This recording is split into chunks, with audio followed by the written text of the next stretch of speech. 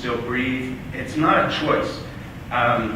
There are plenty of times that I'm an atheist, believes in God, or acts like he does. And of course, acting like you do something is doing it, isn't it? I mean, every basketball player will tell you that. And so will anybody married for more than 15 minutes. Because I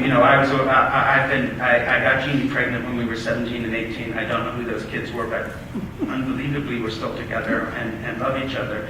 And I have these little grandchildren and all the rest of it. I don't know what that path was, but I know that what it mostly was is not huge declarations of passion all the time or theories of marriage. It's simply that I get up in the morning early to write, but I interrupt that writing program to bring Jeannie a cup of coffee in bed. It's the liturgy of the sacrament of a household. So praying and going to church is something that I do. It's not something I believe. I know that's an odd way to put it. But for me, it was a great relief to get into an Eastern Orthodox community, because the liturgy is not a clever response to whatever's happening now. It's just going to happen, and you can come in feeling however you do. Whereas I find my background was always completely sermon-based and theology-based. And so if you didn't bring sincerity of feeling or depth of belief, you were questioning whether you were saved. If you go to a tradition, and by the way, I'm not saying this is for everybody at all. I think most of you would be miserable if you did what I did, because you're in a different place. I'm not saying other people should do this, but for me personally, it was such a relief to have a form of spirituality that was just going to happen with or without you, and which you could bring no sincerity to, doubt, disappointment, anger at other times, but somebody's still going to light a candle. The Eucharist will still be served, and it's like someone who's wandered away from home. You know that somebody's keeping the light on, whether you're going back or not. So I like that.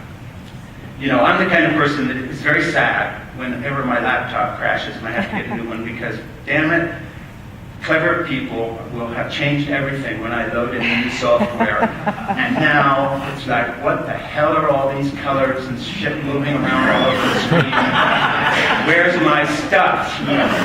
So it didn't hurt any, to have been part of this fast-paced movement trying to do big political things and basically walk into a community where essentially what you do every Sunday is, a 4th century busy rite that doesn't change very much, and not much is said. And someone once said to me, wasn't most of the service in Greek? Can you understand it? And I said, no. Isn't that great? What you're saying about that experience, many of us would say is not terribly dissimilar from ours. Our services are in English, but I think some of the feelings you bring to it, we would also say we bring to ours. I'm just wondering why we didn't get you. Well, hey, you still might, because there are no conclusions in any of these journeys, and I'm not kidding about that in terms of church or anything else.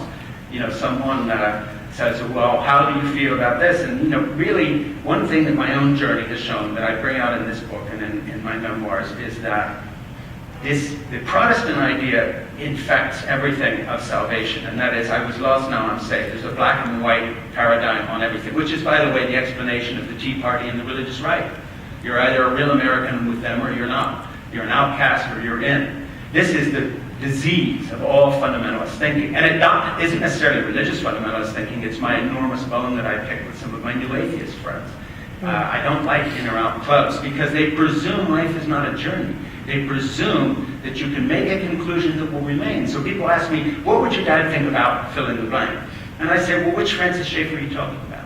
The guy who wandered as a young man to Europe in the 40s? The old man dying of cancer in Mayo Clinic, who was telling me he was disgusted by the direction that the religious right was taking? The in-your-face, you've got to accept Jesus guy, Catholics are the Whore of Babylon guy, or the person who sat down with Roman Catholics towards the end of his life and said, I think that in my younger days, I was wrong about some of this. Who are you talking about? Same with me. And I've had it amply demonstrated to me recently doing childcare for 2 beautiful little grandchildren who live across the street. That's a lucky break, isn't it? Speaking of grace, falling on you. And so 5 days a week, 5 hours a day, Jeannie and I take care of Lucy and Jack. And just realizing, not only am I so much better a grandfather than I was a parent, by a huge factor, But just that, boy, if I could hear the conclusions I was saying, you must always do this, and here's how it is from back when, and now I'm with these little kids, and I'm a totally different person. So the same goes for all these theological questions. And so, someone says, well, how would you sum all this up in terms of what your writing is about? I guess, one line I don't want to reduce things to little trite sayings, but I would just say that if I've learned anything through this journey, it is that certainty is the enemy of truth. Amen. And you find that truth as you go. So my certainty as a young parent is why I slapped my daughter Jessica, thinking I was doing the right thing, because the father had to be head of the household. God damn, that son of a bitch. I would take those things back if I could. But you learn as you go, and I'm not that person now. And you change your mind. So truth is the enemy, certainty is the enemy of truth, because if you stick on some point and say, this is it, I've decided I am now saved, I am now Calvinist, I am now Greek Orthodox, I am now an atheist. I swear by Christopher Hitchens or whoever it may be, then your journey stopped, and I come to see that as a good definition of death. The journey stops, you are dead. And so for me, the journey continues, and I could well be, something very different, wherever the change leads. Very interesting. Let's take some questions.